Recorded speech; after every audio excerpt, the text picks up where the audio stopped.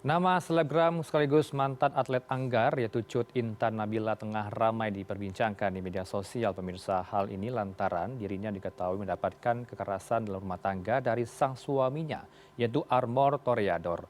Suami korban tega menganiaya istrinya setelah terpergok tengah melihat video porno. Pada sore ini bergabung sambungan daring dengan Ibu Ibtu Desi Triana selaku Kasih Humas Polres Bogor. Langsung saya sapa, selamat sore Bu. Assalamualaikum.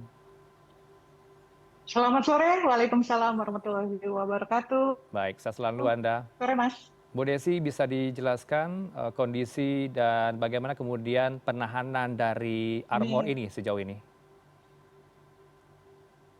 ya, untuk pelaku Mhm. sudah kita tetapkan sebagai tersangka, namun dengan ditetapkannya dengan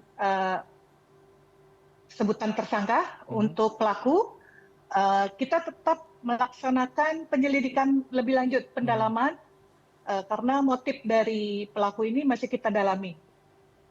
Sampai dengan tega menganiaya KDRT kepada istri dan anaknya. Berarti masih belum bisa diketahui ya motif yang dilakukan. Kalau untuk tes psikologi bagaimana Bu? Apakah sudah dites kejiwaannya? Kalau untuk pelaku belum kita laksanakan, Mhm. tapi kita utamakan untuk korban, baik Oke. istrinya dan Mhm. anak-anaknya. Baik Bu, kita sembari juga menunggu nih masih kita sambungkan dengan pihak lain dari KPAI. Ini masih kita coba ya Bu ya. Nanti kita akan berdiskusi juga dengan Ibu Diah Puspitar ini. Saya lanjutkan pertanyaan saya kepada Anda, tapi nanti untuk pasal yang Baik, diterapkan seperti apa Bu Desi terhadap Amor ini? baik. Hmm. Jadi dengan adanya kekerasan dalam rumah tangga ini yang dilakukan oleh saudara ATG Mhm. kepada istrinya IN, eh, kita tetapkan pasal ada 3 lapis pasal Hmm. yang disangsikan oleh pelaku, yaitu pasal 44 ayat 2 Undang-Undang Oke. PKDRT, ancamannya 10 tahun, Hmm. pasal 80 Undang-Undang Perlindungan Anak, ancamannya 4 tahun 8 bulan, Hmm. dan pasal penganiayaan, pasal 351 ayat 2 KUHP pidana, ancaman hukuman penjaranya 5 tahun penjara. Jadi berlapis, Mas. Berlapis tapi kan sudah berlangsung, saya kutip dari pernyataan dari korban sudah 5 tahun mendapatkan kekerasan ini Bu. Betul. Dimulai dari tahun Oke. 2020, di mana mereka menikah sampai Mhm. dengan saat ini terjadinya viral KDRT tersebut. Mhm. Jadi pengakuan pelaku sudah lebih dari 5 kali. Lebih dari 5 kali, bukan selama 5 tahun begitu ya Bu Desi. Bu Desi Sudah, kita juga sudah akan lebih dari 5 kali. oke, Ya, kita akan sapa bersama dengan Ibu Diah Puspitarini selaku Komisioner KPAI, untuk penjelasan lebih lanjut yang juga melakukan pendalaman terhadap kasus ini. Bu Diah selamat sore, tadi sudah kita sedikit mendapatkan gambaran dari pihak kepolisian, Bu Diah, soal kasus ini. Kalau Anda melihat Ya, langsung videonya seperti apa Bu KDRT ini? ya. Jadi terima kasih Mas, kalau kami melihat memang di dalam video tersebut Mhm. itu ada juga unsur penganiayaan kepada anak ya, kekerasan pada anak. Di mana kalau di video itu anak yang di bawah 1 tahun. Ya terima kasih Bu, gerak cepat. Saya juga harus apresiasi ya gerak Mhm. cepat Polres Bogor karena saya juga langsung berkoordinasi dengan Kanit PPA saat itu juga dan terima kasih juga langsung jemput bola. Kenapa? Karena memang kasus KDRT ini di KPAI memang cukup tinggi Bu, termasuk korbannya anak ya. Jadi korban anak, terutama anak balita ini memang banyaknya terima di kasih Bu Dia. kasus KDRT. Mhm. Nah, namun yang kedua yang kami juga harus dalami dan mohon bantuan juga dari semua pihak adalah dua anak yang lain. Hmm. Dua anak yang lain. Jadi kan si pelaku ini memiliki 3 orang anak bayi yang ada di video, kemudian juga ada 2 anak lain. ya, anak nomor 1 dan anak nomor 2, laki-laki dan perempuan. Ini kami juga harus memastikan bagaimana kondisi fisik dan psikis. Kenapa? Karena ini menjadi penting. Kalau terjadi 5 kali kepada istri, kemungkinan juga itu terjadi pada anak, ya, terjadi pada anak, dan tentu saja anak juga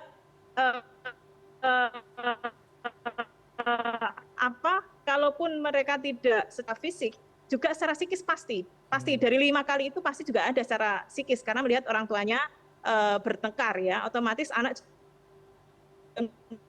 jadi korban. Nah, selanjutnya kami juga ada 536 kasus ya, di tahun 2023 di mana anak balita ini sebagai korban. Ya, anak balita sebagai korban. Dan ini adalah kasus di mana pelakunya juga ayah kandung. Nah, ini sepertinya memang alarm kita bersama bahwa siapapun pelaku KDRT mohon segera diamankan. Kita belajar dari kasus Jagakarsa, kita juga belajar dari kasus KDRT lainnya, di mana lengah sedikit pun pasti anak juga menjadi korban. Begitu, Kalau Mas. berkaca dari kasus Cut Intan Nabila ini, Bu Diah, ini lebih dari 1 kali. Apa yang membuat Cut Intan Nabila ini tidak berani melaporkan ketika pertama kali mendapatkan kekerasan dari suaminya? Apa yang membuat ini menjadi terlambat, Bu? Sudah 5 kali sekarang. Nah, kalau tidak salah alasannya anak, ya. Betul ya, Bu, ya? Kalau tidak salah alasannya anak. Ya, alasannya demi anak. Ini menjadi pembelajaran. Kecil-kecil, betul. Ya, ini menjadi pembelajaran kita semua, saya kira, ya, bahwa kasus KDRT itu jangan jadikan anak sebagai alih tameng untuk melegalkan ataupun juga membiasakan sebuah kekerasan terjadi. Sebab ya akhirnya apa? Anak jadi korban, ya. Masa kita harus menunggu berapa kali? Dan yang kedua, orang tua, ibu mungkin terutama kalau jadi korban itu harus berani speak up. Kalau ibu yang tidak berani, ibu menyampaikanlah ke orang lain agar orang lain juga speak up. Kenapa? Karena kalau sudah 5 kali ini keterlaluan, ya, menurut saya. Keterlaluan. Tetapi ini pembelajaran bagi kita semua, ya, orang tua. Jangan menjadikan anak sebagai korban konflik kedua orang tua, itu yang pertama. Yang kedua, kalau ada kekerasan, apapun itu yang terjadi, langsung laporkan. Jangan menunggu anak menjadi korban. Ini saya berharap sebenarnya, Bu, ya, dari kepolisian agar si anak yang ketiga ini, yang usia bayi ini bisa divisum dan diizinkan untuk divisum. Karena informasi karena masih terlalu kecil tidak berani untuk divisum oleh keluarga, ya. Tetapi ini penting untuk bisa memperberat, ya, sebagai alat bukti memperberat pelaku. Dan memang sekalipun pelakunya adalah orang tua, kami sangat berharap nih, Mas, agar kita beri dukungan kepada istri, ya, kepada ibu dan keluarga agar jangan sampai mencabut kasus ini, karena mungkin pikirannya wah nanti anak-anakku nggak ada ayah. Jangan berpikiran begitu, ya. Harus diselesaikan proses hukumnya, ya, sampai memang pelaku ini mendapatkan sanksi, ya. Karena kalau dalih nanti anakku tidak bisa hidup tanpa ayah, bukan begitu. Nanti ayah dibiarkan justru akan hidup dengan monster dong, iya kan? Jadi jangan, ini tetap harus proses, kita harus mendampingi, kita kuatkan korban ini, ya, untuk menyelesaikan proses hukum ini. Jangan sampai ada mencabut kata damai, gitu. Baik, saya ke Bu Desi, bagaimana kemudian pendampingan terhadap ketiga anak korban dan juga kepada korban sendiri sejauh ini? Baik, Mas dan Bu Diah, terima kasih masukannya, saran. Alhamdulillah sangat berkompeten sekali, di mana untuk ketiga anaknya tersebut, karena memang yang pada saat di lokasi TKP di dalam kamar, itu bayinya yang umur 1 minggu, terlihat memang di video itu tertendang kaki si pelaku ayahnya. Namun untuk pelaksanaan visum, karena tadi malam ibu korban sudah melaksanakan visum, akan tetapi kondisinya masih traumatik dan masih mungkin merasa kesakitan dari tubuhnya. Pemeriksaan BAP pun kita tunda, belum kita lanjutkan. Dan untuk bayi tersebut memang belum kita laksanakan visum karena belum ada persetujuan dari ibu korban, karena juga ibu korban masih dalam keadaan belum stabil. Demikian. Benar tidak Bu ya, informasi yang kita himpun bahwa pelaku ini terpergok menonton video porno, sehingga ini memantik kemarahan dari pelaku terhadap korban yang memarahi pelaku karena menonton video syur. Bu Desi.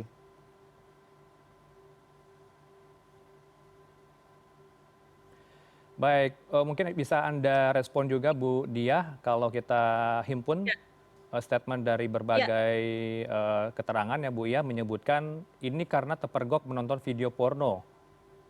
Respon Anda seperti ya. apa? Info, Hmm. ya, info yang kami dapatkan seperti itu juga, Mas. Mhm. Info yang kami dapatkan juga seperti itu. Tetapi sebenarnya juga selain itu faktor emosional dari pelaku itu juga penting ya, Mas. Mhm. Karena sebenarnya respon apapun, kalau emosional seseorang itu baik, saya kira tidak akan sampai ada kekerasan. Hmm. Dan ini saya kira itu hanya faktor pemantik kesekian, tapi faktor Hmm. utamanya adalah emosional dari temperamen ataupun emosional dari pelaku. Begitu, Mas. Baik, kemudian bagaimana langkah berikutnya Bu untuk memutus mata rantai KDRT ini? Karena penting sekali, apalagi tentu KPI juga concern terhadap kekerasan terhadap perempuan dan juga anak. Ya, secara umum sebenarnya kalau kami berharap setiap keluarga ataupun siapapun yang Oke. akan berkeluarga itu sudah siap secara mental, Mhm. kemudian secara emosional, psikologis begitu ya. Di samping juga secara Oke. finansial juga secara biologis, sehingga kasus itu dia bisa menyelesaikan dengan kepala jernih ya. Terus Hmm. yang kedua, ini juga harus mengedukasi kita semua bahwa Hmm. pencegahan kekerasan itu harus ada di lingkup keluarga, sampai lingkup keluarga. Dan keluarga itu tentu saja ya ayah, ibu ini harus menjadi orang pertama yang mencegah kekerasan itu. Paling tidak kalau Hmm. ada konflik atau kejadian emosional dua belah pihak itu jangan sampai anak dijadikan korban. Nah, yang ketiga, itu juga penting untuk kita berani dan mengedukasi bahwa segala bentuk kekerasan itu tetap saja kekerasan, tidak ada yang bisa ditolerir. Hmm. Sehingga kalau ada kekerasan sekecil apapun itu harus berani untuk melaporkan. Kalau bingung melaporkan, sekarang sudah banyak media. Saya kira dari awal si korban ini ya, ibu korban ini yang selebgram ini mungkin merasa kebingungan juga mau melapor kemana ya. Hmm. Dan menurut saya juga kita nggak boleh menyalahkan ya karena mungkin dia kebingungan dan lain sebagainya sehingga dengan cara mengupload di media sosialnya. Tetapi artinya kan sekarang juga bisa kita kita tindak lanjuti ya Hmm. informasi tersebut. Kemudian yang Baik. terakhir secara tidak langsung Ya. sepertinya kami Hmm. KPAI sudah sejak dari awal mendorong untuk disahkannya RUU pengasuhan. Oke. Kenapa? RUU pengasuhan ini penting sekali, apalagi kasus-kasus KDRT di keluarga, ya Hmm. kan? Kemudian kasus pengasuhan yang salah di keluarga, anak menjadi korban. Kalau ini disahkan, ini akan menjadi satu aturan tersendiri Hmm. yang bisa mengantisipasi adanya pengasuhan salah, kemudian adanya kekerasan juga di lingkup keluarga. Sehingga nanti tidak hanya PKDRT, tidak hanya Undang-Undang Perlindungan Anak, kalau ada kesalahan unsur pengasuhan di keluarga, itu juga bisa ini Undang-Undang Baik. Pengasuhan pengasuhan ini dilibatkan, begitu Mas. Baik, semoga ini didengar oleh wakil rakyat kita di parlemen ya Bu ya, RUU Ya, pengasuhan menjadi poin penting juga guna mencegah kasus-kasus berikutnya untuk KDRT. Terima kasih betul, Ibu Diah betul. Puspitarini, Komisioner KPAI dan juga sebelumnya bergabung bersama kita semua Ibu Desi Triana, Kasih Humas Polres Bogor. Selamat sore Bu Diah. Assalamualaikum. Terima kasih Mas. Ya, Terima salam. kasih. Assalamualaikum. Waalaikumsalam.